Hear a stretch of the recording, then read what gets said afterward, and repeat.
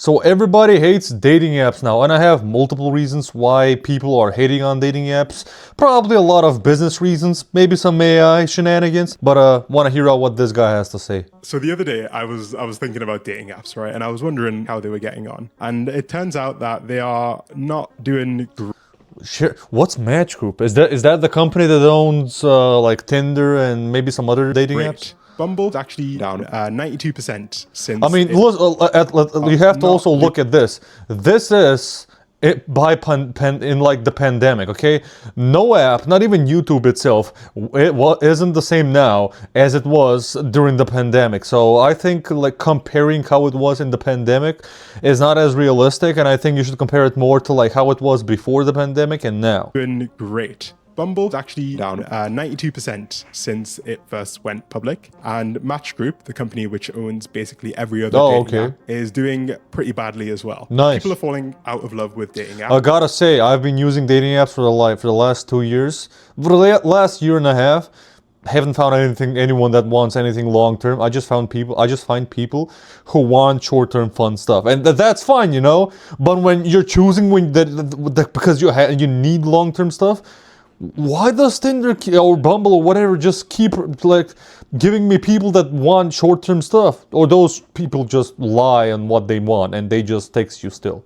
And this is affecting Gen Z. What they tell you is different than what their bio says. Spend money on the apps. In fact, Forbes Health ran a survey and found that 79% of Gen Z respondents had reported experiencing some form of dating app burnout.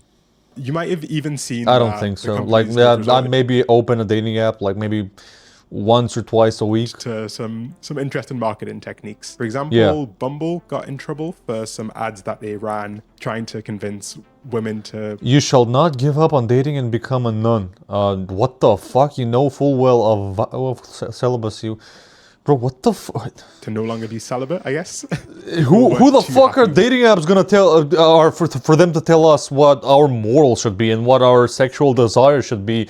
And a lot of these beliefs are based on a lot of religious stuff, right? These adverts. Dating apps shouldn't have any say on that. Far cry from the promise that dating apps made for us. When they first launched, it would be difficult to believe that around a decade later, they'd be launching $500 a month membership programs. That is fucking insane. If you're paying for a $500 a month membership program for any fucking dating app, please try and invest that money in in the gym, and fucking coach, or maybe in dividends, maybe in the S&P 500. I don't know, in something that's way more worth it for your future than that. We maybe can come to some interesting conclusions, not just about these apps, but maybe about human relationships more broadly, and the assumptions that we might make about each other. The first thing that's worth explaining is that the decline of these apps is in large part a signal of broader trends in technology. There's this idea of enshittification, the phenomenon of online platforms. I mean, and that happens. Why?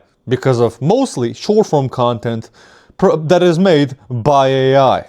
The quality of their services over time, leading to an overall decline in user satisfaction and overall value. This is something that's really broad across technology. It is best characterized through Airbnb, starting initially as a promised land where you could rent out a spare room at the fraction of the cost of a hotel, ending up in a situation where people are paying $200 cleaning fees and have curfews and service fees for a rental. The most egregious example of enshittification is BMW, who in 2022 launched a subscription to just unlock the heated seats. I just heard about this. Like now, even Elon Musk said something about a subscription, and even Penguin Z0 talked about something with that. You'll never own everything. You'll have whatever you need, but you'll never actually own anything, because everything will be based on a fucking subscription. Like our fucking lives are already based on a fucking subscription. Okay, we have to go to the job, barely make enough money, barely pay for rent,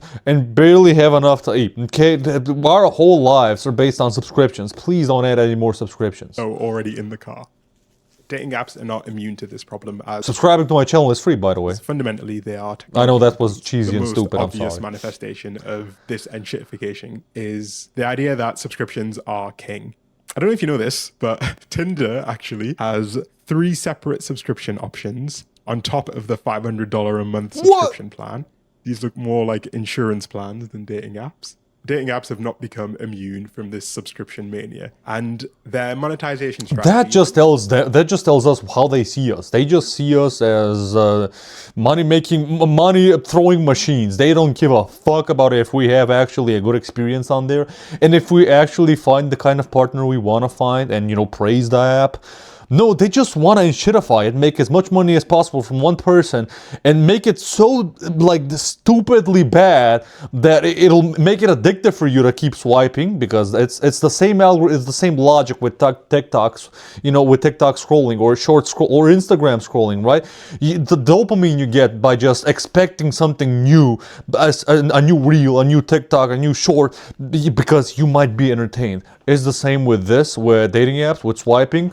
You just expecting this, oh, maybe if I swipe this person, maybe they like me as well. Oh, I might love them. And that's not the goal. The goal is for you to fucking fail, and for you to keep being on the dating app, keep swiping, keep getting that dopamine rush, right? So that you just keep using the app. Has led it's to them evil. Feeling more like a gacha game. If you a gacha game, exactly. It's a game that uses like a loot box mechanic where players buy in-game currency and use it to gamble effectively. In fact, Tinder actually rolled out its own in-app currency that you could use to buy special features that would increase your chance of finding love. It's a very overt shift towards gamification, towards implementing. Guys. So if we're being honest, gambling now is being fucking just put in everything. If everybody wants to find a way to make their product subscription based, and somehow find some gambling gimmick inside it, so people can proceed faster in whatever game might be, dating app might be, or whatever, right? And just pay more for it on top of the subscription. Like mechanics in a non-gaming environment. Yeah. The literal CEO of the parent company of Tinder is a man named Bernard Kim, who was the former president of Zynga. If you don't know who Zynga are, they are the company that is responsible for all of the worst mobile games.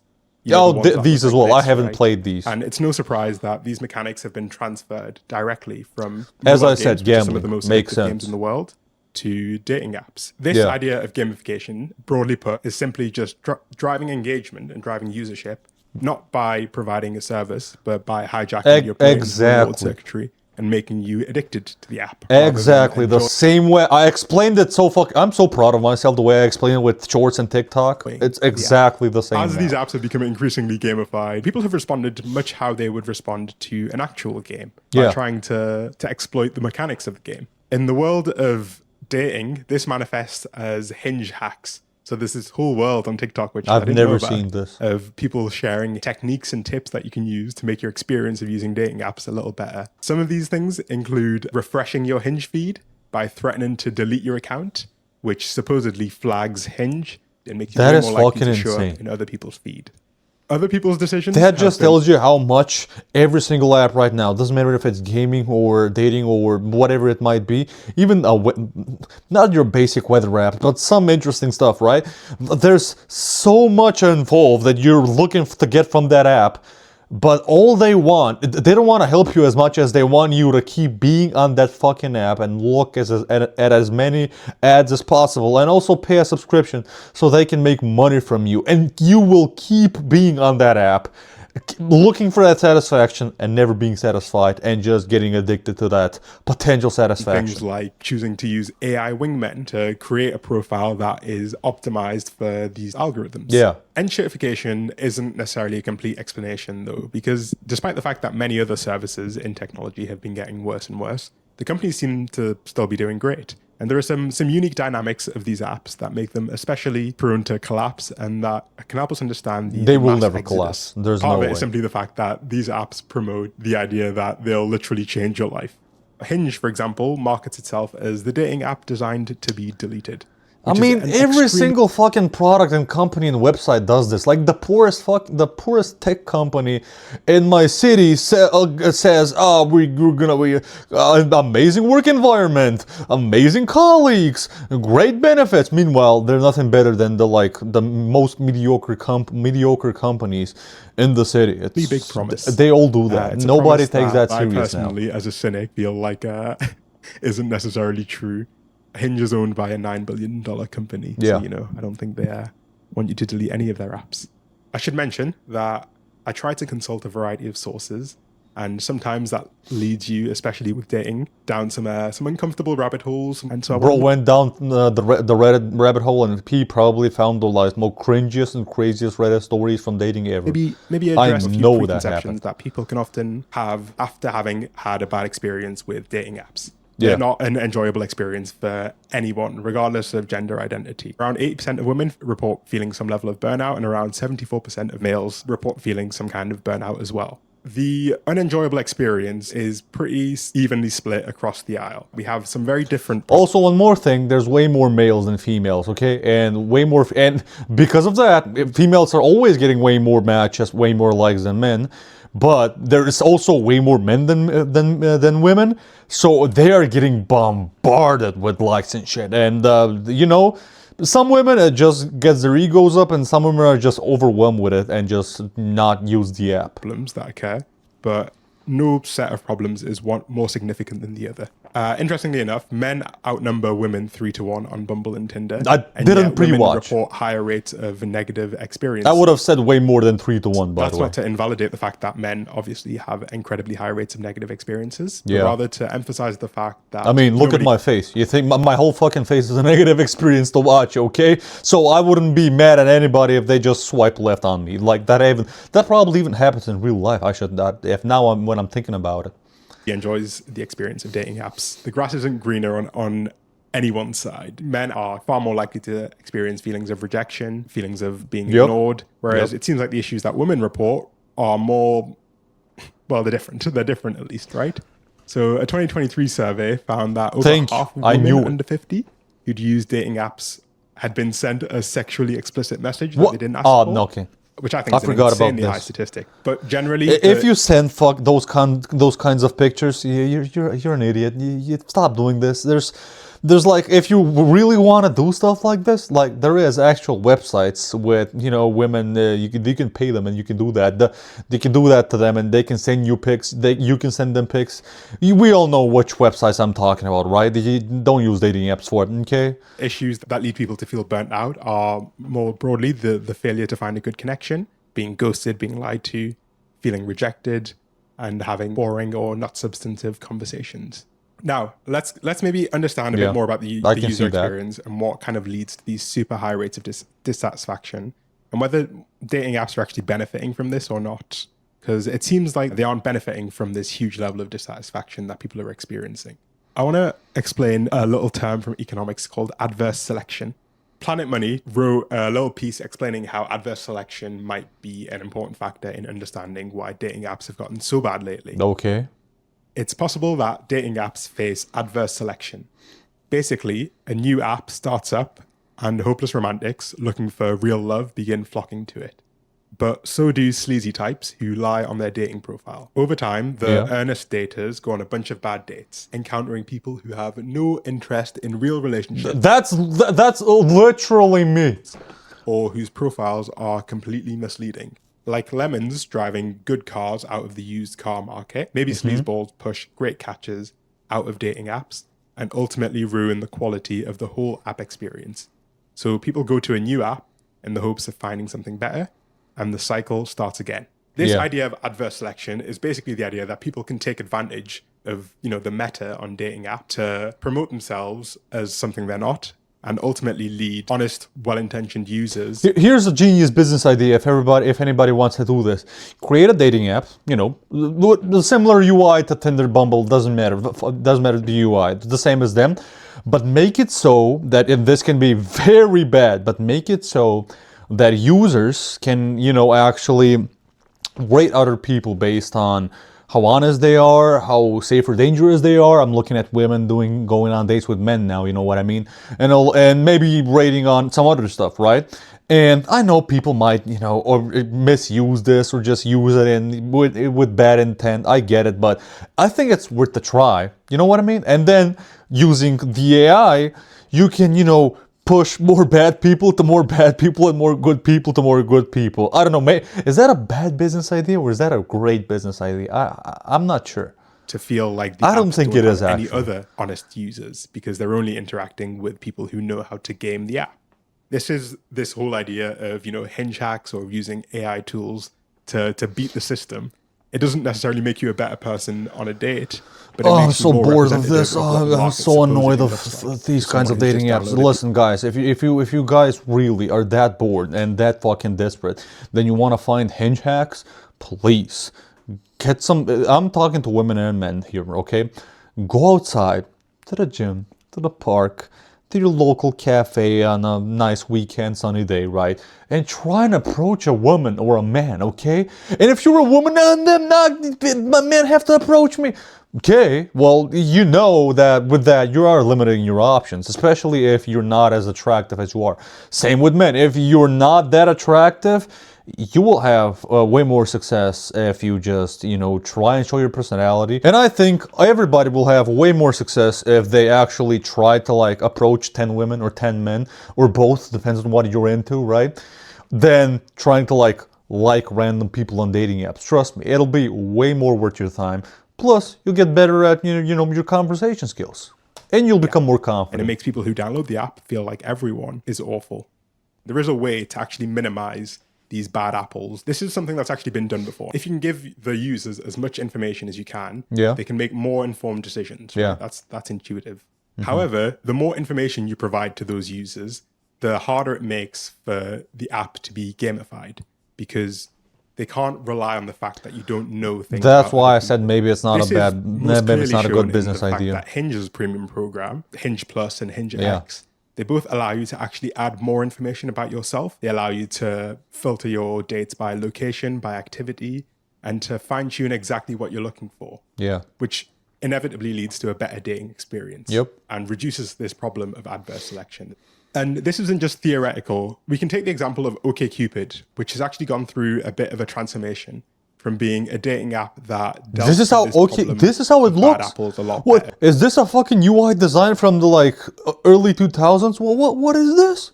Than the new school. I've never used OkCupid. Gradually becoming another Tinder clone. I found this comment of someone who described their experience, and I think it captures quite well what's going wrong with these apps. Okay. OkCupid used to be really great before they were sold off to Matches. Yeah, because now they're working on engagement and how as many people to be on the app as possible, so they can watch as more ads as possible and make them desperate and pay for subscriptions. That's it. Tinder and Hinge and all of the other ones. The goal isn't for you to find a match. That worked really well. And stop using the app. By forcing them to answer at a minimum like 25 matching questions around things like politics, religion, handling money, hygiene, etc. Core factors that people would consider when dating, essentially. Okay. Yeah, but with today's people, and especially young people, if they see this many questions, if they're all required, they'll just delete the dating app. Okay, the attention span is horrible. Kicker was that you also got to 25 specify questions? how you would like your potential match to respond to the same question, and you got to weight that response based on how much you cared about that particular question. Yeah. After about 25 questions, you could always get a large enough sample size to match people, but it worked best at matching people that had answered over 100 questions each. Damn. It was like magic. Anyone with over an 80% match on that site always ended up being a surefire, amazing conversation. Damn. What this person is describing, without I'm necessarily jealous. realizing, is this idea of adverse Good for selection, those right? people. The idea that just by having more and more information about who your potential matches are in terms of their interests, their likes, their personality, you can basically make dating apps be fantastic. However, the issue with that is that they can become a bit too good, right? And you end up in the situation where every person you match with is actually a pretty good person, and you're therefore extremely likely to quit the app. The ideal situation for these apps is this weird middle ground where they want you to find someone you like, but not too often, and not someone that you like too much, because then you delete the app.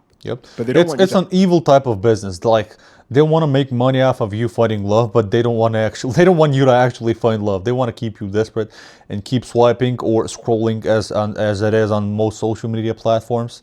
That's it. Have zero matches because that's really all that means that you'll delete the app super quickly. That's kind of the optimal model of a dating app. What's called a variable ratio reward, where you get a reward at an unpredictable interval. Oh my God, Felix! You get a reward that's big enough every time to keep you chasing the next one. I just can't watch streamers gambling. I don't know how people watch this and think that's entertainment. I just can't. That's so boring. It's like balancing game, and they're clearly. I love reaction streamers. When it comes down to it, ultimately, People want what they've always wanted, which is meaningful connection with others. And I think the real danger here is that people have been generalizing their experiences on dating apps as broader generalizations of how, quote unquote, society is today. And I think that's a big problem, because I would hope that most of us understand that, say, social media isn't necessarily a one-to-one representation of how people behave in real life. If you took Twitter posts, for example, to be the representation of how everyone behaves. Bro, Twitter posts, like, doesn't matter if I follow a liberal account or a conservative account. I just get a lot of crazy far right or far left conservative, or I can follow neutral profiles, right? And I'll somehow still get crazy far or left-leaning types of media. Most of it is just hatred. Twitter is just human mental disability and insanity transformed into an app, okay? You'd be scared to go outside. If you took Instagram Reel comments, you'd think everyone was incredible. Instagram Reel comments, just racist. Just some of them are funny, okay? A racist joke is not the same as actual racism. But the type of shit that I see there, also pedophilic shit, it's insane. All of the time. It's an algorithmic mirage. Yeah, exactly. It's an algorithmic mirage, right? Yeah. These algorithms are so capable of building a mirage that makes you think that what they are showing you is simply a direct representation of what reality is, when it's been filtered through layers. That's so depressing and sad. So everything that I just said about dating apps and Twitter and Instagram, that's reality. You know what? It's sad but true. It's actually is. Algorithms and psychology in order to fundamentally change how you interact with it. Yeah. The good thing that we can take home from this is that people are ultimately voting with their wallets, which is by far one of the most effective ways you can actually create change. Well, it's a good and a bad thing, because there's a lot of dumb people who vote with their wallets on stupid shit that they shouldn't vote. Like, you shouldn't be paying $500 freaking dollars for anything. Okay, I'm talking subscription based, not you're gonna buy something special for your wife or your husband. I'm just talking about subscription based. $500? Like, at that point, you spend money on somebody to like teach you the people skills and approach people outside. Trust, that's gonna be way more worth it. There's a big trend, you might have seen it, of run clubs now. A lot of people are joining run clubs in order to find love.